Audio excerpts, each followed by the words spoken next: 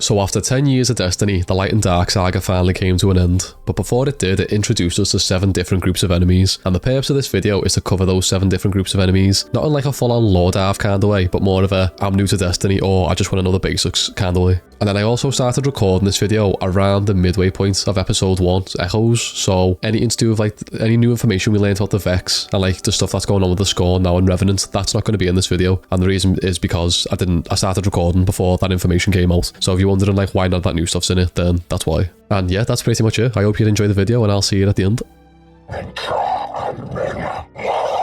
The very first group of enemies we get introduced to in Destiny is the Fallen, better known as the Elixni, and they're a 4-armed insectoid-like species that are best known for being a race of pirates and scavengers that came from a once great civilization. Very similar to ourselves, the Elixni homeworld of Reese was once blessed by the Traveller, but unlike ourselves, once the Witness and its Black Fleet arrived, the Traveller didn't stand by the Elixni and decided to flee instead, resulting in a collapse very similar to our own, which the Elixni call a whirlwind. The Elixni who survived the whirlwind would end up leaving their system in search of the Traveller, or Great Machine as they would call it, and this was in an attempt to return to their former glory. And then shortly after our own collapse, the Elixni had found the location of the Traveller to be on Earth. The Elixni would carry out many attacks against the surviving members of humanity in an attempt to reclaim the Traveller, but they soon ran into an obstacle in the form of humanity's newly risen light-wielding guardians. This war between humanity and Elixni seemed like it would never end, but it surprisingly did, and these days there are even Elixni that we are glad to call friends, although this can only be said for a select portion of the Elixni, as there are still some out there who wish to bring harm to the one that abandoned them all those years ago.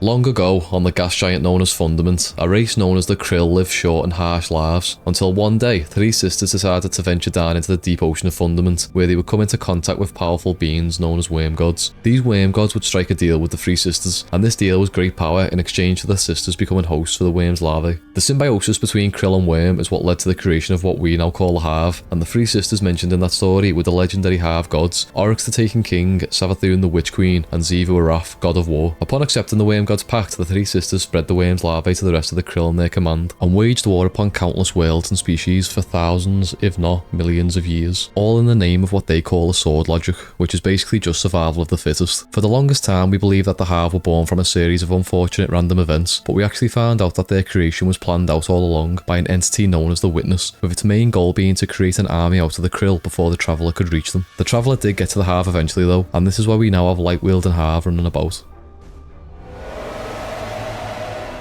Out of all the enemies in Destiny, I think the Vex are arguably the most confusing but also most interesting group that we've come into contact with, and this is mainly due to how little we actually know about them. The Vex are a cyber-organic species that are quite possibly as old as the universe itself, and the main goal seems to be to remake everything so that it fits some sort of pattern that only they know. The reason the Vex are referred to as cyber-organic is because their robotic chassis are actually just a vehicle that the actual living part of the Vex pilot, and the actual living part of the Vex is the white luminescent fluid known as radiolaria, which can most commonly be found on the stomach of a Vex unit, and this is why headshots have no effect against them. Now, despite being living, the Vex aren't really individuals, as they're all connected to each other and share a collective consciousness, which can be split into sub-collectives that each carry out their own specific tasks, and these collectives tend to be led by powerful Vex units known as Axis Minds. The Vex also have access to a lot of advanced technology, such as teleportation and the ability to create highly realistic simulations, but one thing that always gets brought up with the Vex is time travel, and if they're actually capable of it or not, and the answer to that is, I actually have no idea, so for the time being, the answer is, maybe.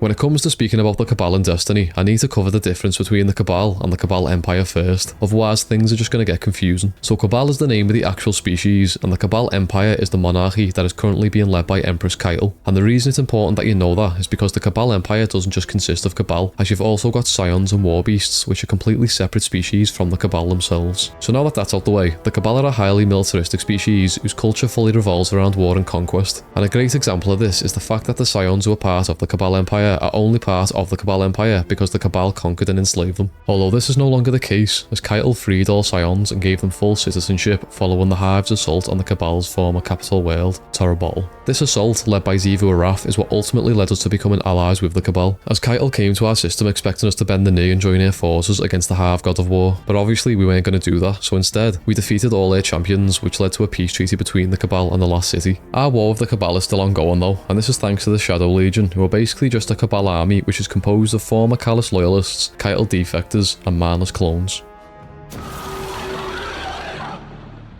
When Destiny first came out, there was originally only 4 different groups of enemies for us to fight, but with the release of the Taken King, we got introduced to a new group known as the Taken, and they're basically just entities from multiple different species that have been paracausally altered to serve any given purpose. The Taken are created by those who have the ability to take, with the most obvious example of this being the guy with the Taken King in his title, Oryx the Taken King, and in fact we actually know how we gain the ability to take, and it involves a worm god known as Saga, the Worm of Secrets. So before the Taken King became the Taken King, he was known as Oryx, King of the Hive, and at some point he, along with his 2 sisters Savathun and Zivo Wrath, were on the losing side of a war against an interstellar group known as the Ecumene. In order to turn the tide of this war, Oryx's sisters allowed themselves to be defeated by Oryx, so that he had the power to confront and kill the worm god Saga, and in doing so, Oryx learned how to commune with the deep, which is where he learned the ability to take others, leaving his old name of Oryx behind and going on to become Oryx the Taken King. Now after the events of Final Shape, it's implied that the Taken currently have no leader, but this could change if someone with a strong enough will comes along and claims the position.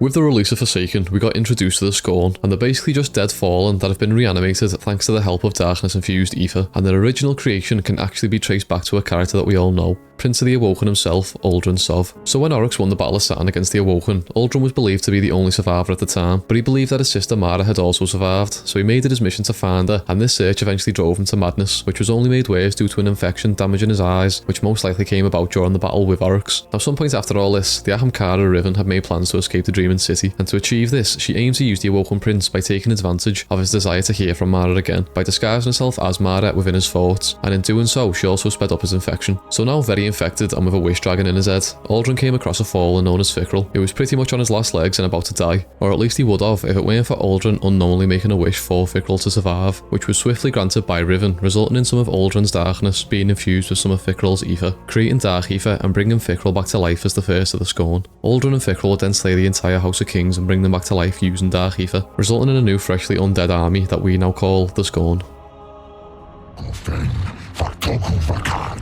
The Dread are the latest group of enemies to be introduced to Destiny, and because of this we know very little about them, but something we do know for certain is that they were created by the Witness to serve as its own personal army, so it's implied that some members of the Dread were originally other species that were shaped by the Witness into their so-called perfected form. For example, we're told how the Witness shaped the Grim by torturing whatever its original species was, by tearing away its imperfections and reshaping it till it became something its enemies would fear and dread, and then it's also stated that the Witness was somehow able to use the light while doing this, which kinda makes sense as we know the light is involved in creation. Now we don't know the original species of the Grim, but there are members of the Dread that we do know the history of, and that's the Attendants and the Weavers, as they're basically just reshaped scions that have either mastery over stasis or strand. And then we also have the Husks, which are speculated to be reshaped members of the Hive due to the similarities between the Hive worms and the Husks Geists, but this hasn't been confirmed. We then have the heavy hitters of the Dread, being Tormentors and Subjugators, and it's unknown if these were also once different species, or if they're just clones using blueprints from disciples of the Witness, with Tormentors coming from Nezarec and Subjugators coming from Rulch, but again, we can only guess on that one till more info comes out.